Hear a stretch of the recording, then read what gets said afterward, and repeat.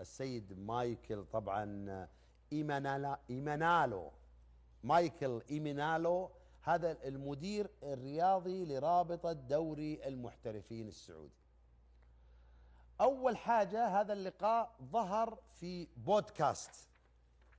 طيب يعني مدير دوري المحترفين السعودي بعد ما خلص وسائل الإعلام السعودية وخلص وسائل الإعلام العالمية الثقيلة، من حقه عاد يسوي لقاءات مع أنا أعرف أن اللي قدمه طبعا هو برنامج اسمه The OP1 Podcast، يقدمه أسطورة تشيلسي الإنجليزي السابق النيجيري جون أوبي مايكل، إضافة للمقدم الاسكتلندي كريس ماكاردي. شكرا.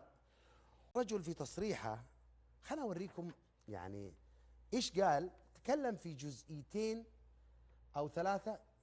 في ناس ترى أنه الرجل خانه التعبير، وفي ناس يقول لك لا بين اللي يعني في ذهن وعقل من يديرون دوري روشن. أنا بسمعكم التصريح وش قال الرجال، وأنتم لكم الحكم، وأيضا لزملائي اللي معانا في الحلقة.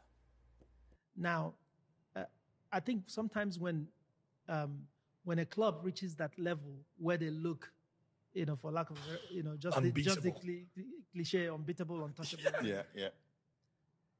Maybe it's not just the players. Maybe it's the coach. Maybe it's the environment. I think you played for a certain Jose Mourinho at a certain period where, it looked like, you never lose a game. You have Manchester City going through that. You have the Arsenal, and sometimes it's just that somebody have done a really, really good job. Good job, Maybe it's the owner, maybe it's the coach. Maybe it's it all. Maybe it's all together. And I think Hilal are in that mode now, where they seem to know what they're doing. But I'm confident that they will get challenged. And I want them to get challenged because it's good for our league. So I think even Damak gave them a hell of a game, recently, the second game of the season. Right. يعني هي الجملتين الأكثر حساسية كانت إنه أنا على ثقة إن الهلال راح يواجه تحديات، ماشي مشيها، وأنا أريد أن يواجه الهلال تحديات تنافسية، معقول الكلام، يعني يبغى تنافس، لأن ذلك سيكون جيد من أجل مصلحة دورينا. حلو، بس أنت كذا رميت